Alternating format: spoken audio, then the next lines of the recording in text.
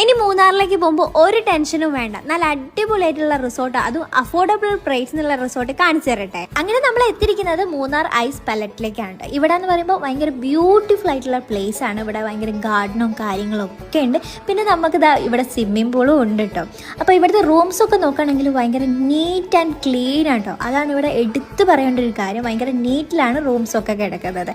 പിന്നെ നമുക്ക് ഒരു ബാൽക്കണിയും കൂടി ഉണ്ട്. ആ ഒരു ബാൽക്കണിയിലേക്ക് പോയാൽ ഭയങ്കര അടിപൊളിയായിട്ടുള്ള ഒരു വ്യൂ ആണ് നമുക്ക് ബാക്കിൽ കാണാൻ പറ്റുന്നത്. ഞങ്ങളങ്ങനെ നൈറ്റ് ആകുമ്പോഴേക്ക് നേരെ സ്വിമ്മിംഗ് പൂളിൻ്റെ അടുത്തേക്ക് ഇറങ്ങിയിട്ടുണ്ടായിരുന്നു. സ്വിമ്മിംഗ് പൂളിലെ നൈറ്റ് വ്യൂ ഒക്കെ അടിപൊളിയാണ്. അപ്പോൾ ഞങ്ങൾ വിചാരിച്ചൊന്ന് എൻജോയ് ചെയ്യാമെന്ന്. അപ്പോൾ ഓൾറെഡി നമുക്ക് അവിടെ പാട്ട് വെച്ച് ചെയ്തിരുന്നുണ്ട്. അടിപൊളിയായിട്ട് ഞങ്ങൾ എൻജോയ് ചെയ്തിട്ടുണ്ട്.